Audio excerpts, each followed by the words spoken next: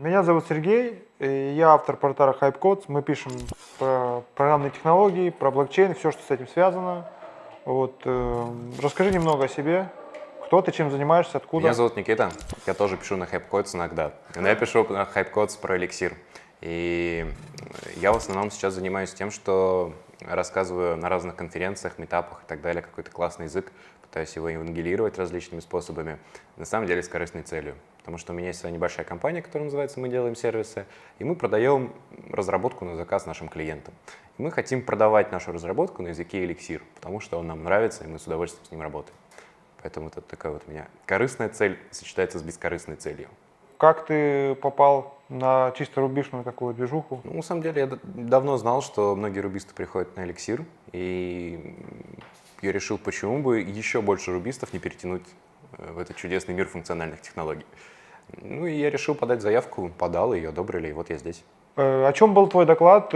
Так коротенько в нескольких может, предложений, тезисах. Мой доклад был про основы эликсир, про его идеологию, про то, как строить архитектуру приложения, про то, как можно писать бизнес-логику, чем отличается это от тех языков программирования, которые мы знаем. Ну, я предполагал, что аудитория знает Ruby, ну, а я сам знаю Python, они, в принципе, достаточно похожи на таком уровне, поэтому вот это был доклад для них, я надеюсь, что было понятно.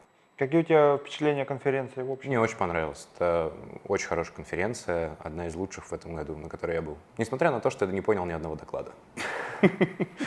Как ты видишь мир программирования в ближайшие 10 и 50 лет, и есть ли там место эликсиру? Я думаю, что да. Я не готов говорить про 10 и тем более 50 лет. Но мне кажется, в ближайшие 5 лет эликсира точно будет своя прочная ниша, связанная с обработкой большого количества реал-тайм приложений, обработкой большого количества синхронных запросов. И надеемся в этой нише тоже закрепиться вместе с эликсиром. Какие, ну, на твое мнение, самые большие достоинства эликсира, что его выделяет из других языков?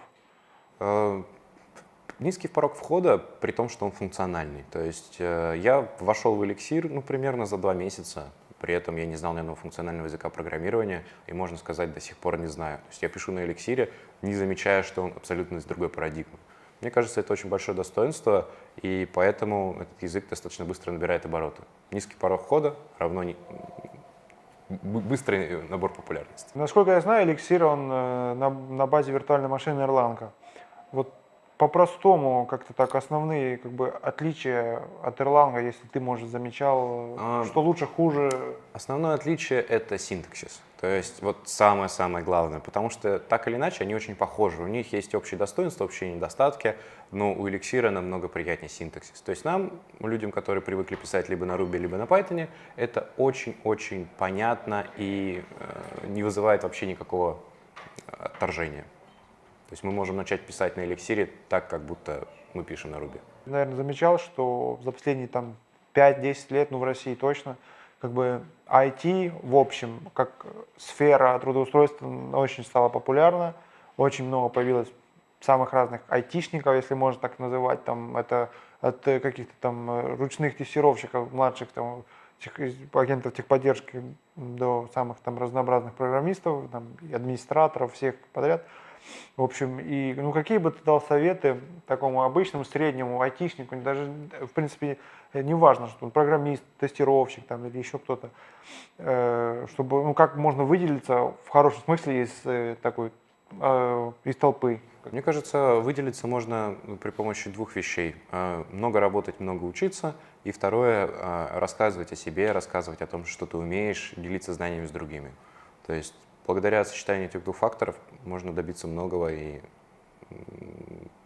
добиться всего чего угодно. Писал ли ты какую-то книгу или, может, планируешь написать? Есть у тебя какие планы? Если есть, поделись, пожалуйста. Нет, я, к сожалению, не писал и пока не планирую. Я не знаю о чем, у меня нет тем, которые я бы мог вот так вот взять и рассказать, и изложить это все в книге, но я надеюсь, что когда-нибудь они появятся, я был бы не против написать что-нибудь такое фундаментальное. Ну, давай приведем примеры из других отраслей. Например, вот какое-то там предприятие производит там что-то очень большое, например, какие-то там самолеты. И, например, вот 2 года там 2000 человек строят один самолет, строят, в итоге построили, он отлично все летает. И они как бы получают такое удовлетворение даже не в деньгах, не в премии, а просто как бы, может, в чем-то они становятся более счастливы в жизни из-за того, что у них как бы такое большое дело, оно завершилось. Бывает ли у тебя такое от твоей работы? Если да, то Конечно. от чего? Конечно. Мы, как проектная команда, каждый раз испытываем счастье, когда сдаем проект. У нас прям целый день счастья, сдали проект. Точно так же испытываем стрессы, когда проект по каким-то причинам идет не так, как мы хотели, и потом счастье становится еще больше. Но для нас очень важно еще и чувствовать процесс. То есть, когда мы пишем то, что нам нравится, когда мы делаем очень качественный продукт, и ты получаешь удовольствие не только от результата, но и от процесса. И на самом деле иногда это даже больше, потому что результат, так как мы часто работаем с корпоративными клиентами или там, с государственными, он не виден. Да? То есть мы не можем его даже сами иногда посмотреть, потому что он находится где-то внутри корпорации. А процесс, он запоминается и остается с тобой навсегда. То есть поэтому... Вот эликсир это очень такой молодой язык. И если посмотреть на рынок труда, это видно просто отлично. Я иногда чисто для себя анализирую рынок труда разных стран.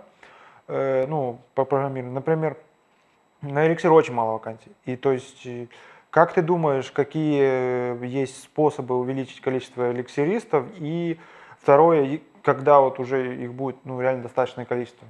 На самом деле, я не считаю, что вообще эликсиристов будет очень-очень много, потому что эликсир никогда не станет general